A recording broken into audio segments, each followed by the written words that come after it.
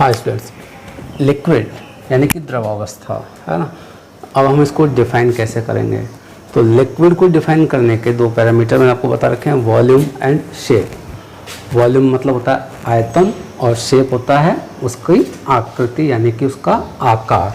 तो जो लिक्विड जो होते हैं, द्रव जो होते हैं, उनका वॉल्यूम तो फिक्स होता है, ओके, लेकिन उनकी जो शेप है वो अनफिक्स या फिर कहते हैं नॉट फिक्स्ड।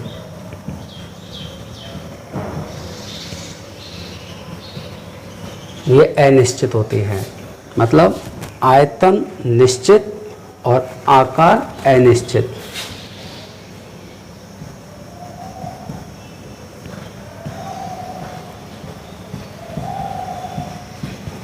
निश्चित होता है इनका आयतन और अनिश्चित होता है आकार।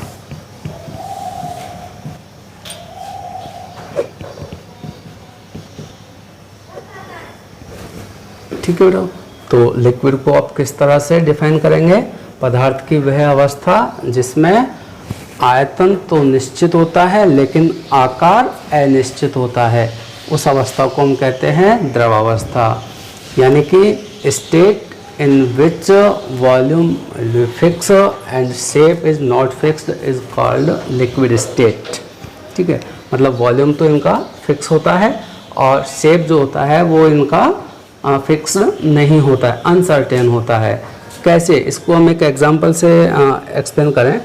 जैसे आप 1 लीटर वाटर लें, ठीक है, और आप अलग अलग तरह के बर्तन ले सकते हैं। जैसे आप एक जग ले लें, एक बोतल आप ले लें, एक बीकर ले लें, ठीक है, और भी कोई यदि आपके पास बर्तन है तो वो ले लें। हम देखेंगे कि जब वो आप 1 लीटर पानी जग में आप भरते हैं, ठीक है, तो पानी तो 1 ही लीटर रहेगा लेकिन उसका जो शेप है ना, उसका जो आकार है वो बदल जाएगा।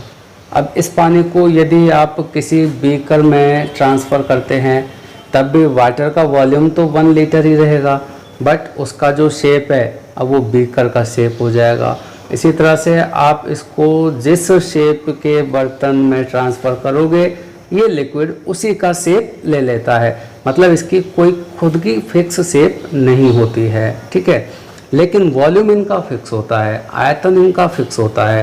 तो ये आपको याद रखना है कि जो द्रवावस्था होती है, जो लिक्विड स्टेट होती है, उसका वॉल्यूम फिक्स होता है और शेप फिक्स नहीं होता है। अब हम बात करते हैं इनकी कैरेक्टरिस्टिक्स की, लिक्विड स्टेट की। तो देखिए, जो स्पेस है यानी कि रिक्त स्थान है ना, ये सॉलिड से तो ज़्यादा होता है बट गैस से कम होता है। तो हम यहाँ लिखेंगे space between particles is more than solid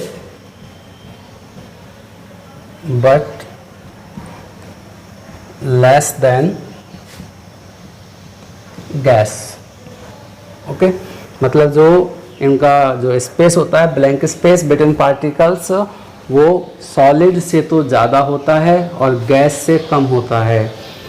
motion, ये भी हम यही करेंगे कि जो मोशन होता है वो more than solid but less than gas.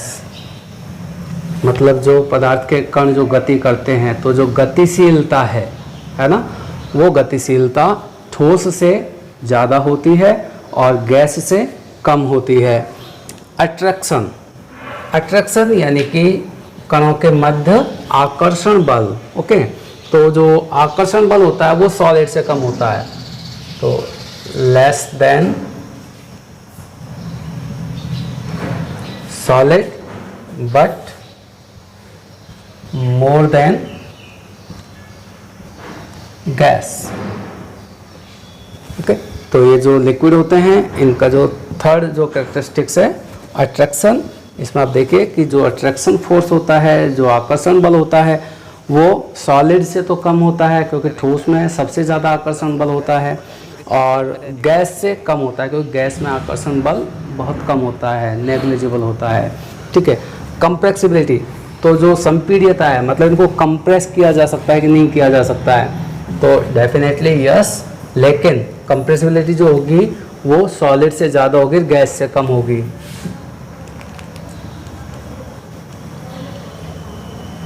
More than solid but less than gas. Okay, तो ये लिक्विड के बारे में हुआ। जो सेकंड स्टेट है मैटर की, लिक्विड स्टेट, इसमें वॉल्यूम फिक्स होता है, शेप फिक्स नहीं होता है। जिस बर्तन का आप यूज़ कर रहे हैं, जिस यूटेंसिल का आप यूज़ कर रहे हैं, वो उसी की शेप में ढल जाता है, वही शेप ले लेता है। स्पेस सॉलिड से ज़्यादा होता है, गैस से कम होता है। गति यानी कि काइनेटिक एनर्जी सॉलिड से ज़्यादा होती है, गैस से कम होती है।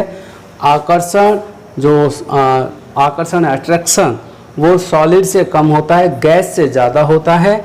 और कंप्रेसिबिलिटी यानी संपीड्यता, तो संपीड्यता सॉलिड से ज़्यादा होती है और गैस से कम होती है। तो ये हुए लिक्विड स्टेट। इसके बाद नेक्स्ट जो आपकी स्टेट आती है वो है गैस स्टेट। थर्ड, गैस अवस्था।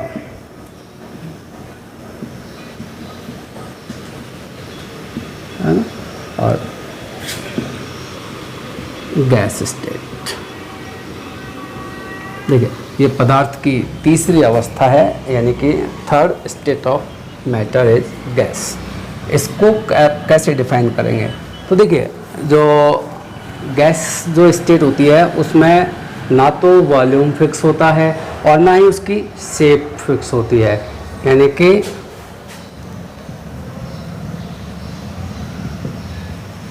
नॉट फिक्स्ड, वॉल्यूम भी नॉट फिक्स्ड और शेप भी नॉट फिक्स्ड, यानी कि इनका आकार और आयतन दोनों ही अनिश्चित होते हैं।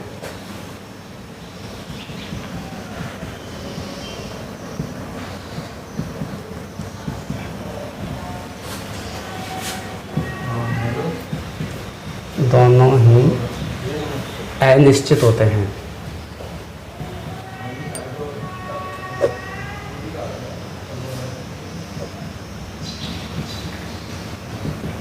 ठीक है, मतलब volume and shape both are unfixed या नॉट फिक्स्ड। तो वो होती है पदार्थ की गैस स्टेट, पदार्थ की अवस्था। अब हम इन कैरेक्टरिस्टिक्स के बारे में जान लें। तो देखिए जो गैस अवस्था होती है, गैस स्टेट जो होती है, उसमें स्पेस है ना, ये मैक्सिमम होता है। सॉलिड से ज़्यादा लिक्विड में होता है और लिक्विड से भी ज़्यादा गैस में होता है।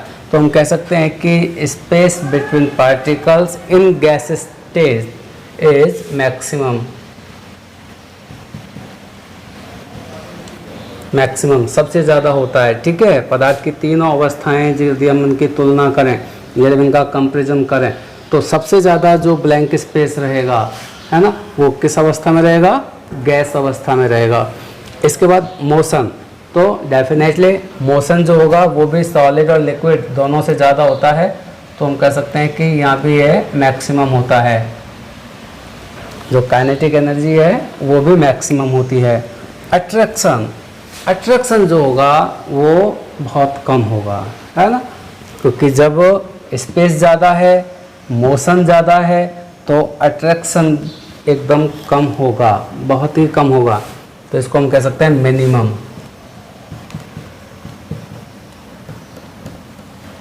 मिनिमम सबसे कम होता है अट्रैक्शन गैस में, है ना। गैस से ज़्यादा तो अट्रैक्शन होता है लिक्विड में, और लिक्विड से भी ज़्यादा अट्रैक्शन होता है सॉलिड में।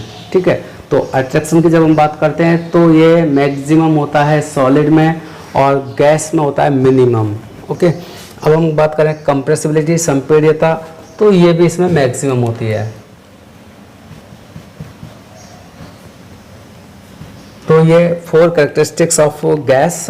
इसमें आप देख रहे हैं कि जो स्पेस होता है वो मैक्सिमम होता है, मोशन मैक्सिमम होता है, अट्रैक्शन मिनिमम होता है और कंप्रेसिबिलिटी भी मैक्सिमम होती है। मतलब गैस को आप बहुत ज़्यादा दबा सकते हैं। ठीक है ना, आप जैसे जैसे प्रेशर अप्लाई करेंगे तो इस गैस को आप बहुत ज़्यादा कंप्रेस कर सकते हैं, और कंप्रेस करके आप इनकी जो गैस स्टेट है उसको चेंज भी कर सकते हैं। देखिए कुछ एक एग्जांपल जिनके बारे में आप जानते भी हैं, जैसे आपके घरों में जो रसोई गैस में जो सिलेंडर आता है ना, उसको हम कहते हैं LPG, liquefied petroleum gas. Gas है बट उसको कंप्रेस करके लिक्विड में कन्वर्ट करके उसको सिलेंडर में फिल किया जाता है, ठीक है।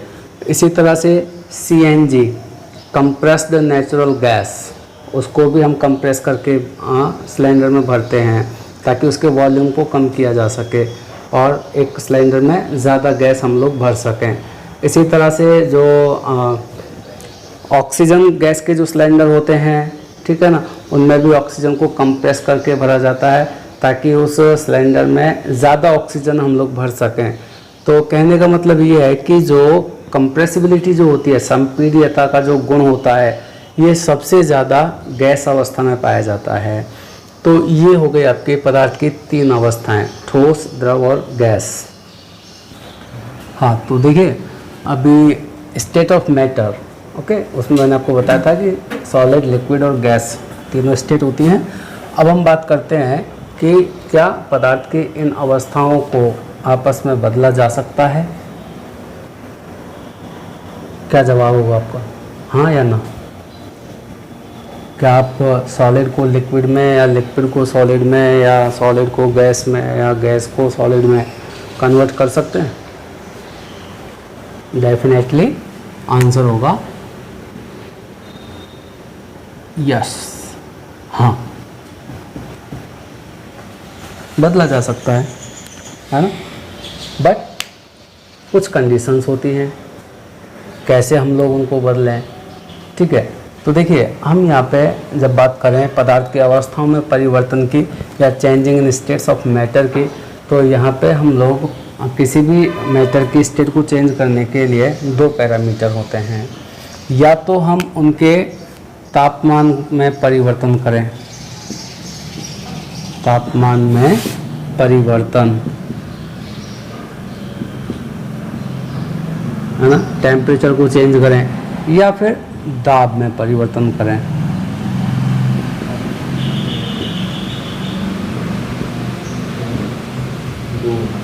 ठीक है ना, तापमान में परिवर्तन करें, टेम्परेचर में,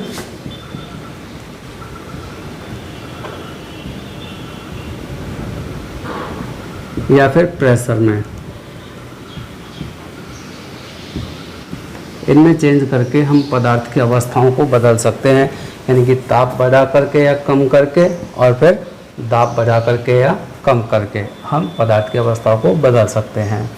तो एक एक करके हम इनको जानेंगे कि तापमान में परिवर्तन करके हम पदार्थ की अवस्था को कैसे बदल सकते हैं और दाब में परिवर्तन करके पदार्थ की अवस्था को कैसे बदल सकते हैं। तो देखिए आपको हम लोग बात करें पहले टेम्परेचर की। तो टेम्परेचर में किस तरह से चेंज किया जाए कि पदार्थ की जो अवस्था है उसको बदला जा सके। देखिए इन सब टॉपिक्स को डिस्कस करने से पहले मैं आपको एक डायग्राम से बताना चाहूँगा कि उन प्रोसेस को हम लोग कहेंगे क्या, उनका नाम क्या होता है। जैसे सपोज करो ये सॉलिड है, यहाँ पे हम ये लिक्विड और यहाँ पे हम लोग लिखते हैं गैस, ओके। ये किसी भी मैटर की 3 स्टेट हैं। अब यदि आपको ध्यान से देखें बेटा, सॉलिड को यदि आप लिक्विड में कन्वर्ट करना चाहते हैं, ठीक है ना, तो आपको टेम्परेचर इंक्रीज करना पड़ेगा।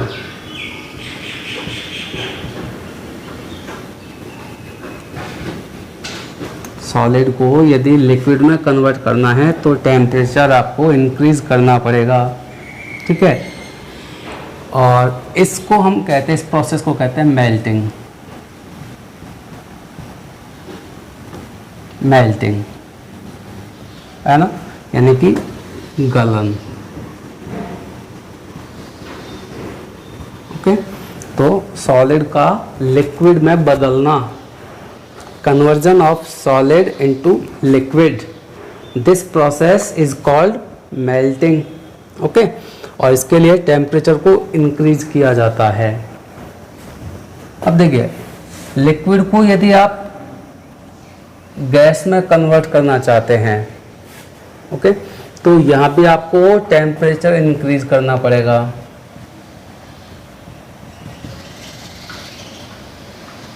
तापमान यहाँ भी आपको बढ़ाना पड़ेगा। यदि आप लिक्विड को गैस में बदलना चाहते हैं तो भी आपको टेम्परेचर इंक्रीज करना पड़ेगा, और इस प्रोसेस को कहते हैं वेपोराइजेशन।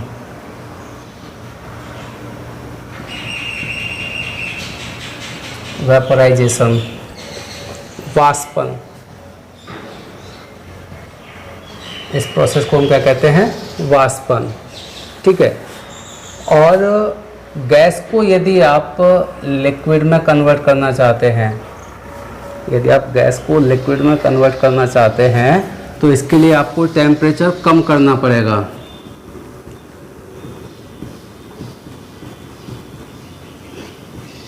टेम्परेचर डिक्रीज, है ना। यदि आप गैस को लिक्विड में बदलना चाहते हैं तो टेम्परेचर डिक्रीज करना पड़ेगा, और लिक्विड को यदि गैस में बदलना चाहते हैं तो टेम्परेचर इंक्रीज करना पड़ेगा। तो इस प्रोसेस को, यानी कि गैस का लिक्विड में बदलना,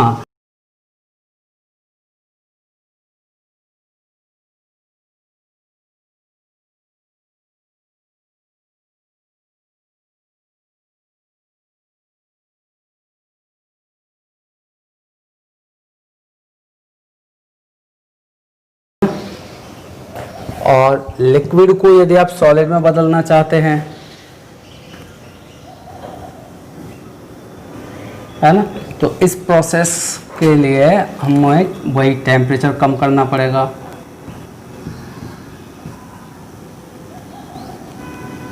टेम्परेचर कम करना पड़ेगा और इसको हम कहते हैं जमना या पिंडन।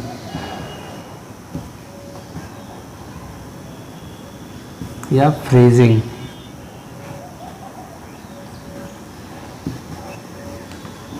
This process is called freezing, ठीक है ना। Conversion of liquid into solid, liquid into solid is called freezing, okay. और इसके लिए टेम्परेचर डिक्रीज किया जाता है। Conversion of liquid into gas, this process is called vaporisation, और इसके लिए टेम्परेचर इंक्रीज किया जाता है। तो आप देखें, यहाँ तक एक बार मैं आपको दोबारा से समझा दूँ कि सॉलिड को लिक्विड में बदलना है या लिक्विड को गैस में बदलना है, ओके, तो आपको टेम्परेचर इंक्रीज करना पड़ेगा। इसके अपोजिट गैस को लिक्विड में बदलना है या लिक्विड को सॉलिड में बदलना है तो आपको टेम्परेचर इंक्रीज करना पड़ेगा,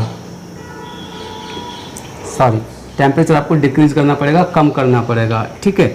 तो इस तरह से ये तो हुआ टेम्परेचर वाइज आप किस तरह से जो स्टेट है उनको चेंज कर सकते हैं। अब इन प्रोसेस के नाम एक बार फिर से मैं आपको बता दूं। सॉलिड का लिक्विड में कन्वर्जन, इसको हम कहते हैं मेल्टिंग। लिक्विड का गैस में कन्वर्जन, वेपोराइजेशन। गैस का लिक्विड में कन्वर्जन, डिस्टिलेशन। लिक्विड का सॉलिड में कन्वर्जन, फ्रीजिंग, ओके। अब हम बात करते हैं डायरेक्ट इसकी, सॉलिड को यदि गैस में और गैस को यदि सॉलिड में कन्वर्ट करना हो तो उस प्रोसेस को कहते हैं सब्लिमेशन।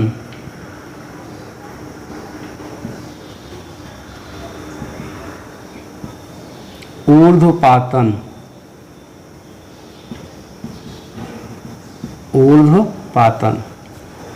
देखिए जनरली तो क्या होता है कि सॉलिड को यदि आपको गैस में बदलना है तो आप उसको गर्म करते हैं, और जब गर्म करते हैं सॉलिड को तो पहले लिक्विड में वो कन्वर्ट होता है, देन वो ज़्यादा गर्म करने पर गैस में बदलता है, ठीक है। ऐसा नहीं होता कि डायरेक्ट सॉलिड को आप गर्म करो गैस में बदल जाए। ऐसे कुछ ही सब्सटेंस हैं जिनको गर्म करने पे वो डायरेक्ट गैस में बदलते हैं, ठंडा करने पर गैस से सीधे सॉलिड में कन्वर्ट हो जाते हैं। उस प्रोसेस को हम कहते हैं ऊर्ध्वपातन, ओके। तो ये जो ऊर्ध्वपातन हैं इसके कुछ एग्जाम्पल मैं आपको बताऊं कि वो कौन कौन से सब्सटेंस हैं जिनको यदि आप उनकी सॉलिड स्टेट में गर्म करें तो डायरेक्ट गैस में बदलते हैं बिना लिक्विड में बदले हुए। लिक्विड जो स्टेट है वो उनमें नहीं पाई जाती, ठीक है ना। सॉलिड को हीट करोगे डायरेक्ट गैस में बदलेगा, गैस को यदि आप ठंडा करोगे डायरेक्ट सॉलिड में बदलेगा, मतलब उनमें लिक्विड स्टेट नहीं होती। तो उन जो पदार्थ होते हैं, वो जो सब्सटेंस होते हैं, उनको कहते हैं सब्लिमेट्स।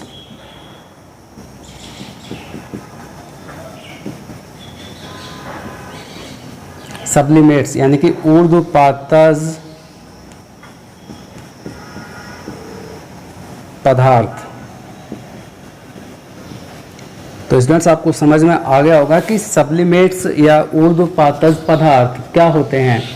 ऐसे पदार्थ जिनको ठोस अवस्था में गर्म करने पर सीधे गैस में बदलते हैं और ठंडा करने पर गैस से सीधे ठोस में बदलते हैं, अर्थात जिनमें द्रव अवस्था नहीं पाई जाती है, उन्हें हम कहते हैं सब्लिमेट्स यानी कि ऊर्ध्वपातज पदार्थ।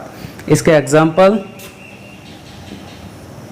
एग्जाम्पल है, देखिए नेफ्थलीन,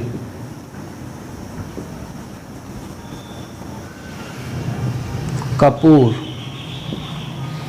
आयोडीन,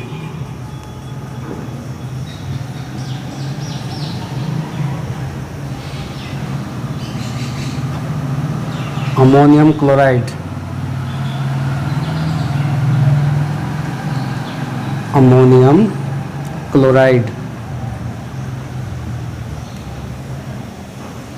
NH4Cl, इसका केमिकल फार्मूला होता है, और अमोनियम क्लोराइड केमिकल नेम है, इसका एक कॉमन नेम है, उसको कहते हैं नौसादर। ठीक है ना, ये इसका कॉमन नेम है अमोनियम क्लोराइड का। तो दीज ऑल आर सब्लिमेट्स यानी कि ऊर्ध्वपातज पदार्थ। कौन कौन से हैं? नेफ्थलीन हुआ, कपूर, आयोडीन, अमोनियम क्लोराइड। मतलब जब आप इनको इनकी सॉलिड स्टेट में गर्म करेंगे तो ये डायरेक्ट गैस में बदलेंगे, बिना द्रव में बदले। ठीक है, और ठंडा करोगे मतलब इनकी गैस को जब आप ठंडा करते हैं तो ये डायरेक्ट किस में बदलेगा? सॉलिड में, विदाउट कन्वर्टिंग लिक्विड। ठीक है ना, द्रव में नहीं बदलते हैं। तो ये जो डायग्राम मैंने आपको बताया, इसमें आप किस तरह से इनको आप चेंज कर सकते हैं, ठीक है, इसके बारे में हम लोगों ने आज डिस्कस किया। नेक्स्ट जो आपका टॉपिक आएगा कि पदार्थ की अवस्थाओं में परिवर्तन, उसको हम प्रैक्टिकली कैसे करेंगे और उसमें कौन कौन से जो और टर्म्स हैं, ठीक है, कौन कौन से कितने कितने टेम्परेचर पे ये लोग जो पदार्थ की अवस्थाएं बदलती हैं, उसके बारे में हम आगे डिस्कस करेंगे। Okay, thank you.